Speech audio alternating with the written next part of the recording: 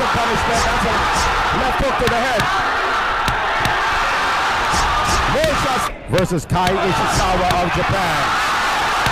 Some connections there, medyo shaken po by the left hook coming from Suganov. And another one, Ishizawa is down. The blood is coming out of Suganov's head. And Ishizawa, punch combination, all power shots. Another connection to the head.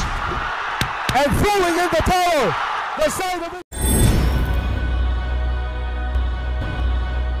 Matapos na matagumpay na nakuha ng ating kababayan na si Reggie Suganov ang WBO Global Light Flyweight Belt nang talunin ng Pinoy ang Venezuelan boxer na si Ronald Charon, ay first time na didipinsahan ni Reggie Suganov ang hawak nitong titulo, at isang matapang na knockout artist na Japanese boxer ang dumayo pa sa Pilipinas na si Kai Ishizawa upang tangkaing agawin sa Pinoy ang titulo. Si Kai Ishizawa ay mayroong record na 11 wins, 10 knockouts, habang si Reggie Suganov ay mayroong record na 14 wins, 4 knockouts at isang talo. Nakatay sa laban ang WBO Global Light Flyweight title. Samantala ang Japanese boxer nito ay may isang Pinoy nang ni-knockout na si Jessiber Absede. Tinalo ang Pinoy via 5th round knockout.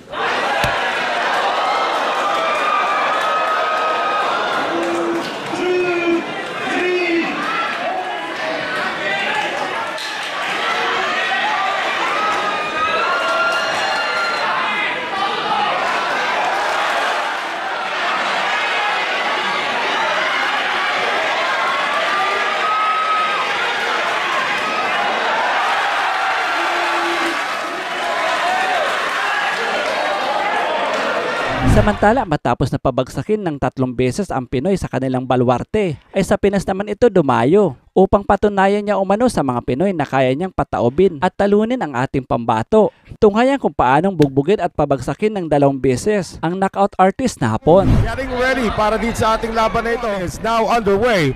Naka-pink po itong si Ishizawa, at ang ating Pilipino naman ay nakasuot ng asul, the reigning champion dito. He is taller, by the way. It's about 5'5" po itong si Suganov. Both fighters are orthodox. Only 5'1.5" naman ang height nitong si Ishizawa. He's actually still listed as a minimum weight at now trying to make inroads in the junior flyweight division. So dito nga po, scheduled for 12, kapaan po ito, but alam naman natin yung power galing sa kamay nitong si Ishizawa is something that Suganov has to be very careful of. Suganov suffered his first loss in his career just last year, last July 2. Sa unang biyahe niya pa sa labas ng Pilipinas, that was against Sivanati Notshinga in South Africa. And he was going for the title at the time. Konting hintay lang, nakuha naman niya ulit ang titulo ng WBO Global Junior Flyweight by virtue of that win against the Venezuelan, itong si Ronald Chacon.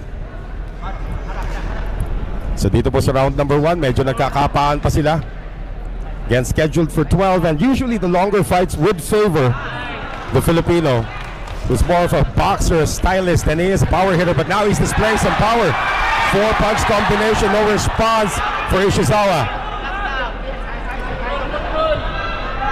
Reminds you a lot itong si Suganov of a very young Luisito Espinosa, the way he's built, and the hand speed perhaps of a Rolando Navarrete.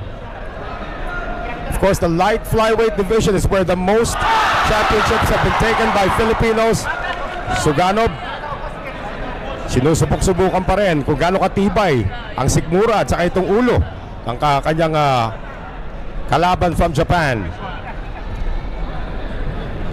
1 minute remaining here, the opening round scheduled for 12. And you can see no matter where you go, Filipinos are very astute about boxing. Alam nila kung maganda ang pinakita. Alam din nila kung medyo nadedehado. There's a lot of buzz going around after that power shot coming from Ishizawa. It's Ishizawa's turn right now to try and take the advantage. By our unofficial scorecard, Suganov is leading in this round. Let's see what kind of finishing kick this 27-year-old from Japan has.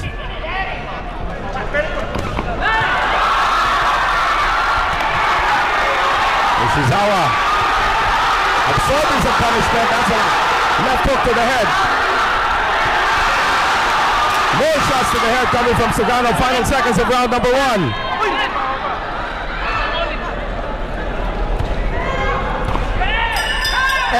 Late surge there coming from Ishizawa against the fellow Japanese in 2022. As we now move into round number 2, muli po magandang hapon po mula po dito Nation in Tagbilaran City Bohol. Ito po si Noel Zarate para sa PTV4.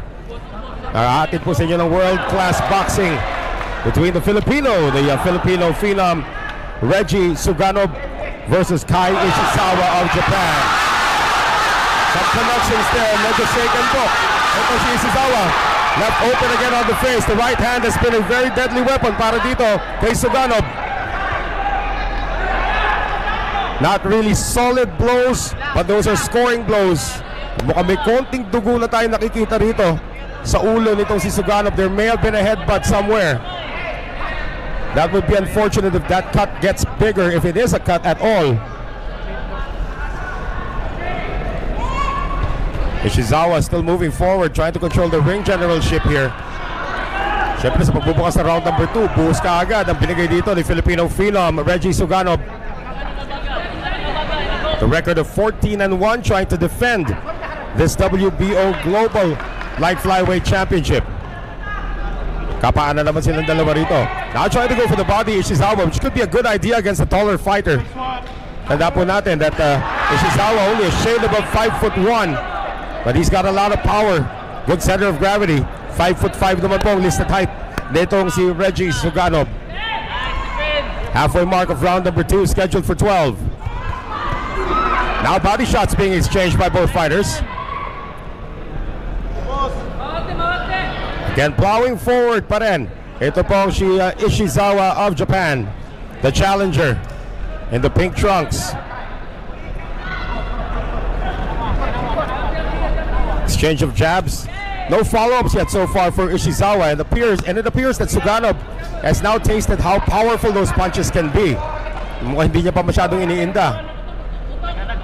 Again, Ishizawa trying to go for as many body blows as he can, trying to soften up his opponent. He's got a 4-inch reach advantage, 4-inch height advantage, and about a 4-inch reach advantage as well. Shots to the body. Better defense actually here for Ishizawa, pero nakakalusot pa rin itong si Suganov as we now enter the final 30 seconds of round number 2. Good counter from Suganov to the head.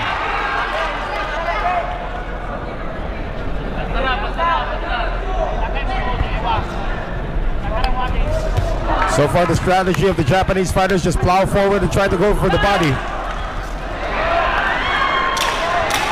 Final 10 seconds of the round. Still more body shots being thrown by Ishizawa. Closer round, but it's 15, as it is called here at the host, and the Cutmen have been able to stabilize that for now. Third round, light flyweight championship.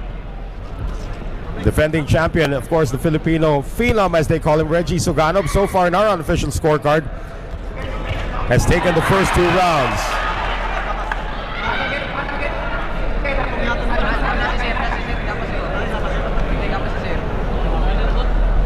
The action has slowed down a bit after that explosive first round kung saan talagang nagpakawala ng maraming suntok. Ito po si Suganov, and now he's just measuring his opponent. Tandaan natin, he has a height and reach advantage over his Japanese opponent, Kai Ishizawa. But you look at the records, Ishizawa, of course, out of his 11 wins, 10 wins coming by way of knockout. His last 4 bouts, however, 3 of them were losses. So medyo pabawi pa lang itong si Ishizawa. Did lose way back in 2019. That was his first loss against Taniguchi. The rematch, he also lost against Masataka Taniguchi. Nakabawi na lang nung lumaban si Jay Sever Absedes sa Japan in the same venue where he lost. That was a win. That was actually a knockout win para kay Ishizawa, but lost to Vince Paras in his last outing just last year in October. So this is his first fight since losing to Paras.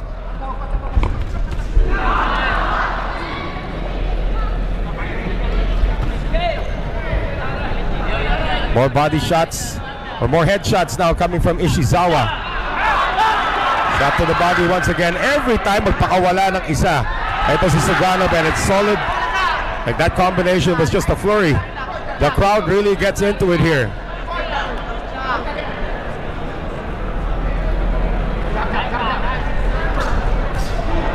One more shot to the body.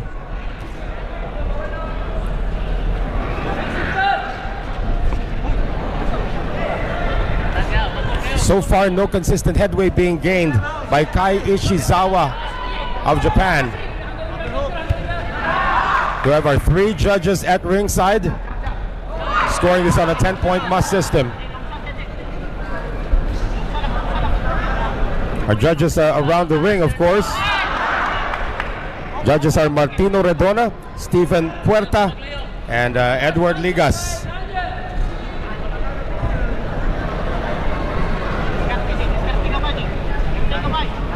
Final 23 seconds. And a round that really hasn't turned much in terms of Ishizawa. Now a late surge coming from Suganov.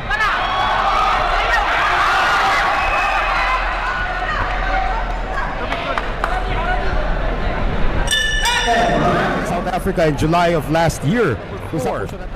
Dito po sa ating WBO Global Light Flyweight Battle.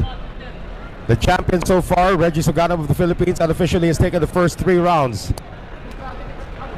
And Kai Ishizawa of Japan trying to see if he can turn the tide here. We know he's a power puncher, but he's being a little careless with his defense. Nakakalusot na naman. And you can see some welts already developing under both eyes of the Japanese, as those punishing jabs from Suganov have done some damage. There was a blood issue earlier. It looks like it was a nose thing, but looks like everything's been cleared up already for Ishizawa. But at the rate, nakakalusot itong mga jabs nitong si Suganov.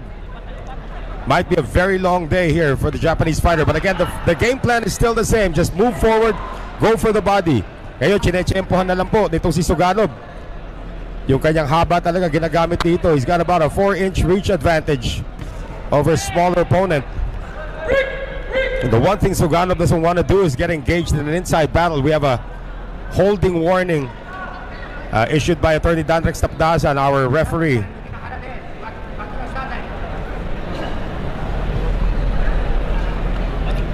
Again, it is Ishizawa just moving forward, looking for some openings. Actually, binibigay na nga nitong si Suganov yung body shots, and Ishizawa's not taking it. 1-2 parried there by Ishizawa. Again, his defense is improved from the first round, but there are still some times where he drops his guard, and the moment he does that, may dalawa kagad na makakalusot para dito kay Suganov.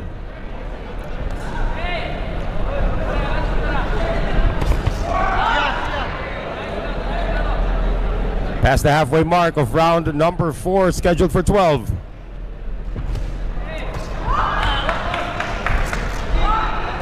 Not quite sure how Ishizawa can actually still see through those eyes na unti-unti na pong namamaga. Again, he's just moving forward. That's the only positive working now on the side of Ishizawa. He's not allowing his opponent to move forward. Medyo sumandal doon ng matagal. Ito si Suganov, pero nakabalik na rin, and he has now turned the tide. He has now got his opponents against the ropes. 40 seconds remaining here. A lunging left hand coming from Suganov. Another uppercut, and this time Ishizawa says, bring it on. Another right hand here from Suganov. The accuracy from the Filipino phenom is off the charts here in round number 4. The eyes of Ishizawa, both of them, not just one, both of them starting to close. Danrex Tapdasan has to step in once again. Final seconds of the 4th. Suddenly the power of Reggie Suganov being displayed here. Kino-contra-tempo niya talaga. Ito si Ishizawa. Every time Ishizawa tries to reload, Suganov in making that a non-factor. Round number 5 again, scheduled for 12. Noel Zarate pa rin po. Nag-atid sa inyo na aksyon mula po rito sa Holy Name University Gymnasium in Tagbilaran City, Bohol. It has been rainy here in Bohol for the past couple of days. And now some stand-up fighting. Wala na masyadong sayaw-sayaw na ginagawa ni Ishizawa. And Suganov is just picking him off.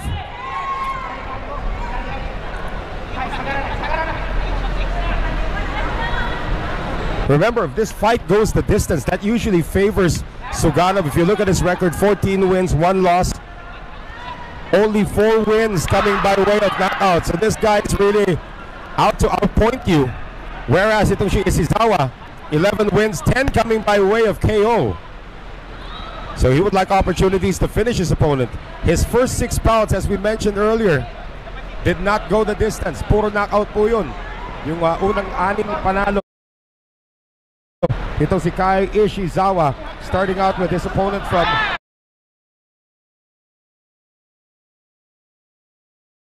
Thailand in 2017. Itong si Bongsapon Panyakum. That was actually a first round knockout. Some infighting now between the two. A lot of blood now coming out of the head, the face of Stuganov. So the wound that he got on the forehead is now open. That is a cause for concern now for the side of Stuganov. Tandaan po natin, he did have a fight. He won via TKO against Ronald Chacon kasi nasugatan din. Ito si Ronald Chacon.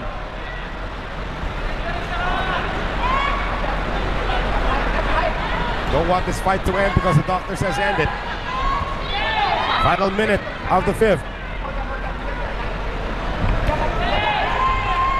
Even the crowd here a little concerned about seeing the presence of blood on the face of their homeboy from Dawis, Bohol.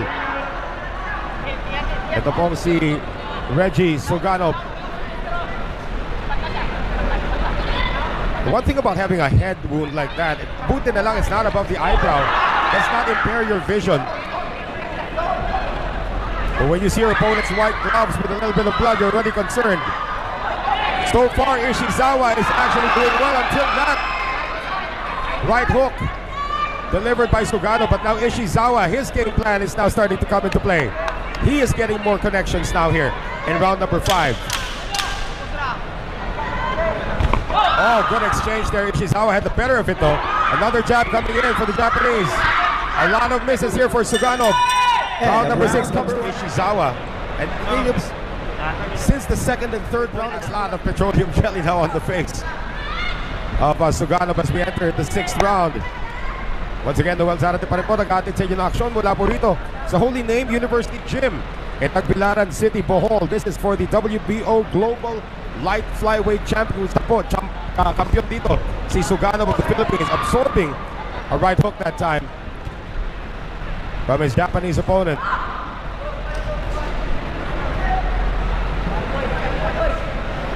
Again, continuing to plow forward. Ito pong si Ishizawa of Japan, the challenger. One left hook, sending him backwards, but not for long. Sugod na naman. Ito si Ishizawa.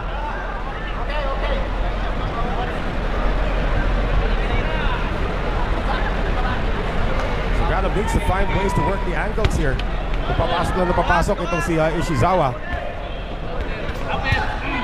Trying to be a counter puncher. We knew he was the aggressor at the start. That uppercut goes through. At nabaliktad na naman niya sitwasyon. This time Ishizawa is behind the net. That's not gonna last long as Ishizawa keeps on moving forward. Wala namang counter na ginagawa pa so far. Itong si Suganov to take that away. And that is a display to the judges about ring generalship. Neutral corner time here, and it looks like the doctor will be brought in for the first time by referee Danrex Tapdasan para silipin po yung sugat nitong si Dawis native Reggie, the Filipino phenom Suganov. So it is not on the eye, it's over the bridge of the nose. Itong sugat niya.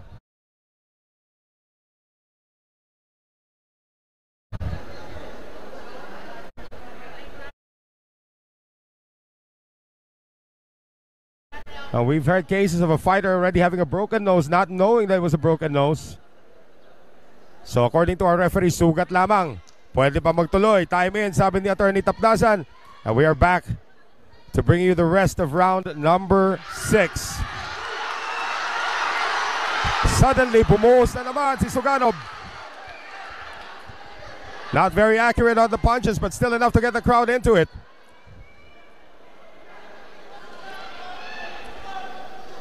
Body exchange.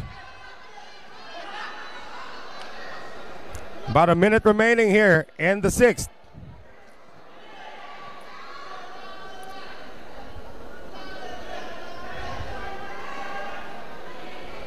Ishizawa getting a little successful now with those inside incursions. Good left coming from Suganov. But again, Ishizawa just wants to pin him against the ropes and throw 1 million punches. Uppercut. Gets through another combination here. It's a late surge that might steal the round for Suganov. We now enter the 7th round. Still very much the same, but now napapabilis na yung pagsugod dito nitong si Kai Ishizawa of Japan in the pink trunks. A little bit of wrestling there between the two. One of our strictest referees, Danrek Tapdasan, instructs them on what not to do in a tie-up like that. You can see that Suganov's power is sort of taken a breather at the moment. The wound is not a factor anymore. If you're just joining us, meron pong sugat na natamo. Etong si Reggie Suganov, as early as the first round, tuldok pa lamang po ng first round, pero talagang naging lahua na nung 5th round. The doctor had to be brought in to check it out. Fight still continues and looks like the wound has been quelled for the moment. Ishizawa once again pounding inside. No response coming from Suganov, who tries to push him back to the middle of the ring. Now Suganov's reach advantage has been negated now because of all of the inside shots coming from Ishizawa. Pati yung depensa ni Suganov, unti-unti na pong nadidismantle. Itong fighter from Japan. What had been working for Suganov was the shots to the head, the jabs, and the combinations to the head. Kasi unti-unti na nga napapasara na niya yung mata ng kanyang kalaban. But in this case, boy, Ishizawa looks like the first 5 rounds were just a testing. 2 combination shots launched there by Suganov. Hindi man lang natinag ito si Ishizawa. Now Ishizawa has been knocked out once in his career.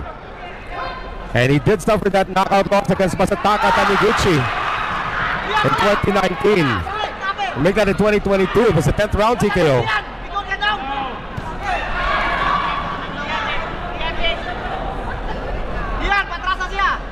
His first loss was to Taniguchi in 2019, but that's by unanimous decision over 8 rounds.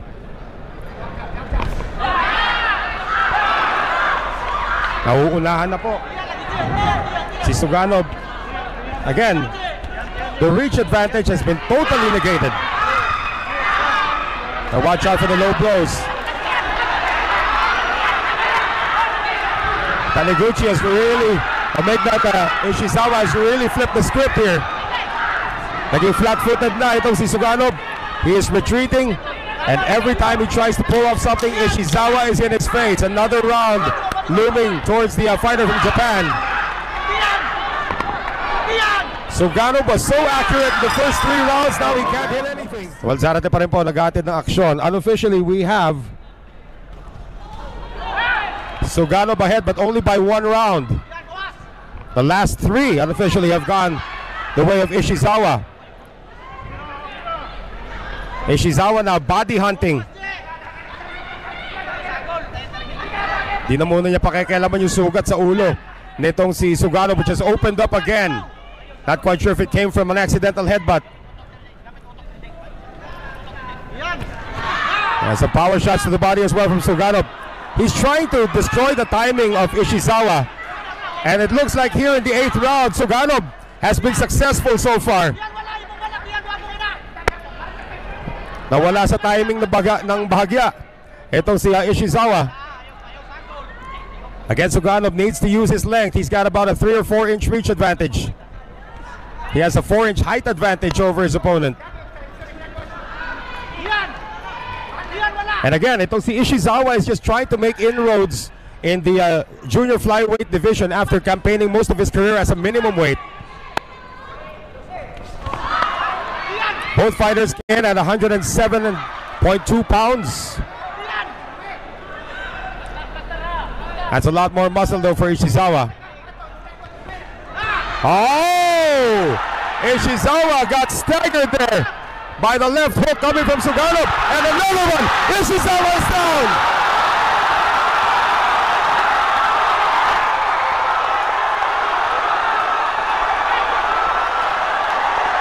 Ready to fight now siya. The blood is coming out of Suganov's head. And Ishizawa smells the blood. Wants to get it back. Oh, great right coming from Ishizawa. Napatras to si Suganov. Ishizawa missing. Less than a minute remaining here in this pivotal 8th round. One knockdown scored already, so this is a 10-8 round for Suganov. The question is, can Ishizawa get the knockdown back? That right hand earlier sent Suganov backwards. Nakabawi na ba? 3-punch combination, all power shots. Another connection to the head. And throwing in the towel. The side of Ishizawa. It's over. He's got the oxygen on. He's pointing to his head. Panalo si Reggie Suganov via 8th round technical knockout.